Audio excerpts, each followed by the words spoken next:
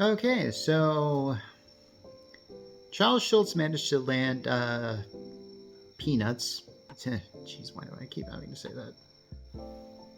Anyway, the first Charlie Brown strip appeared in the about 7 newspapers in, let's see, October 2nd, 1950. And as you can see, it's not really much to look at. Yet even in this single strip, we see a germ of an idea that eventually grows into a huge tree. That is, there are kids here, and they are being cute. His strip, Little Folks, was about kids being kids and being cute. But there's an edge to this, isn't there? There is a kid who's just saying, "Oh, how I hate him." That's something. Well, Charlie Brown is there, and then there's Shermie and Patty in that strip, who got really swept to the side as just minor characters for other deeper characters that kind of took over, like Linus, Lucy, Schroeder, Sally, fan favorites like Peppermint Patty and Marcy. But it's pretty clear in early Peanuts strips that Schulz wanted to show that childhood is its own world. That's why adults are never seen, although they are occasionally heard. You see their dialogue through, the usual balloons, I think is the term.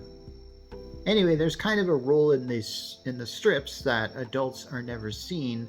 There is one strip, though, where the adult's legs are seen, and I have to admit, it doesn't look right. But I understand that.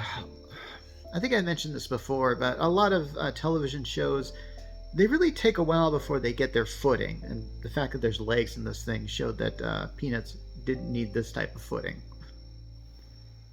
I'm sure this showed up in later Peanuts strips, but in Peanuts, grass is always seen from the side view.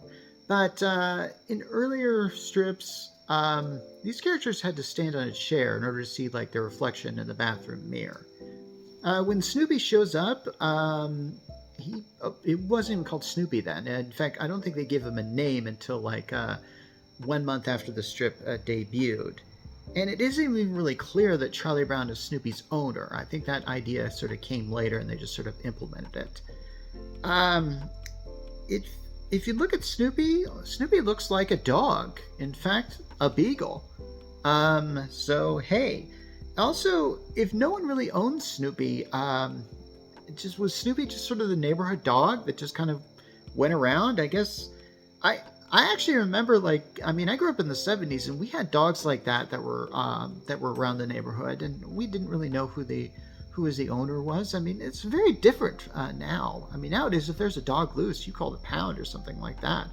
But I actually kind of remember that there was a time on this, and I think the Charlie Brown strip, there are some things in it that are kind of dated in a way, but I think there are some things that are kind of timeless, but we'll get to that.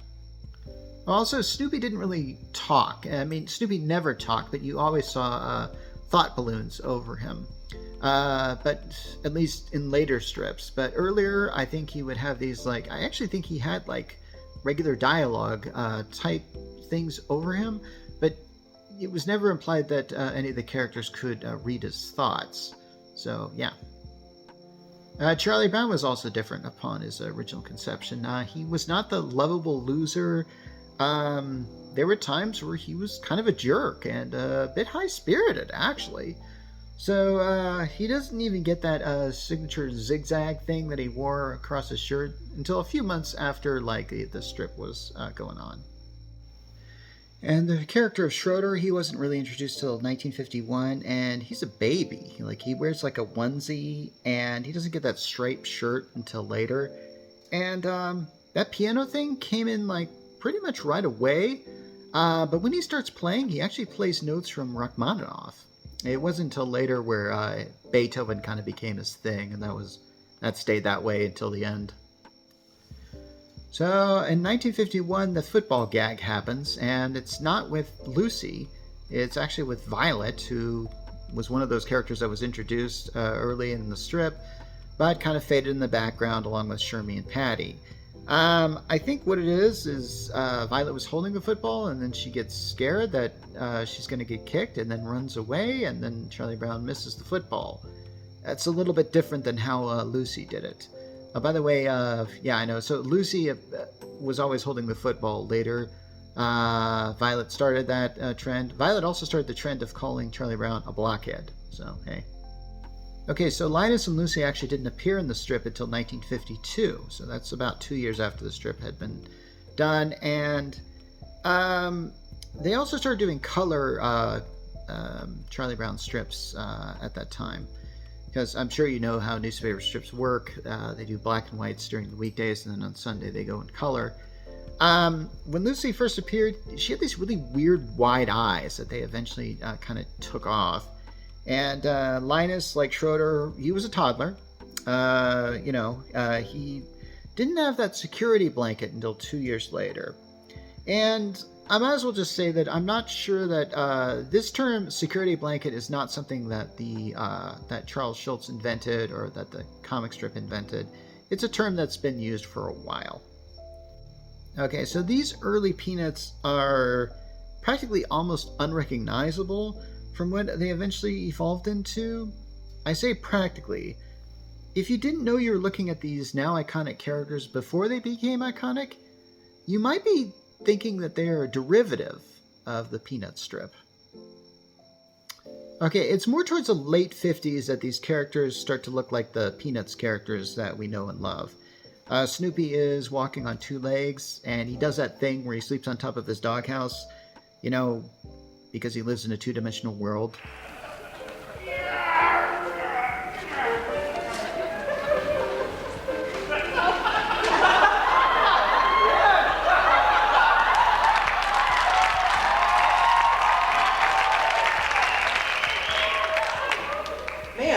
Sleep like that? I'm still trying to figure that one out. Yeah, I know a lot of people have always wondered how he could do that, but I actually think that's kind of I actually think that's just an interesting thing that always works. Anyway, we also see Charlie Brown's sister Sally, who also appears as a baby, and she starts like kindergarten like 3 years after she's created, which is kind of weird. The weird, messy timeline of the Peanuts universe. So yeah, it used to be that every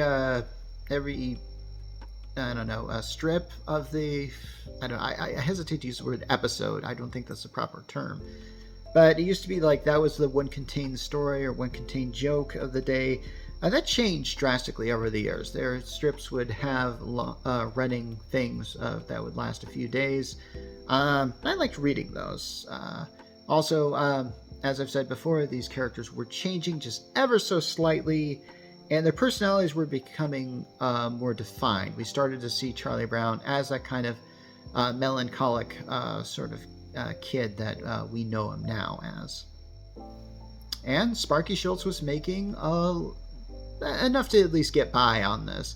The strip was growing in popularity. It wasn't really a household name in the 1950s. However, in 1955, Peanuts had a corporate sponsor with Kodak. And by the way, Peanuts wasn't the only thing that Schulz was working on. He did other things like the illustrations for Art Linkletter's Kids Say the Darndest Things. He also attempted another series about sports. Because if you notice in the Peanuts comic, sports play a lot into that. I mean, we've got baseball, tennis, hockey, just a plethora of them. Yeah, Schulz loves sports. But even as early as 1958, there was already work on merchandising the Peanuts characters. But by that time, the strip was in about 400 papers. So, yeah. Okay, in about 1959, the Ford Motor Company started working with the Peanuts characters, in print ads, and they did some animated ads. And this is where it starts to get interesting. This is where a partnership with Jose or Bill Melendez began, and that name probably should sound familiar to a lot of you. Okay, I'm pretty amazed. I've seen the animations of these animated ads for Ford, and they only look very slightly different from the strip. And of course, Schulz Peanuts characters sort of looked like early grade school kids rather than the late toddlers that they started out to be, with Snoopy evolving in his own way, and they implemented this here. And then came the 60s, where it was going to get even more popular as Charlie Brown and Snoopy, as well as all of his friends, were going to hit TV and movies, and pretty much almost every other medium as well.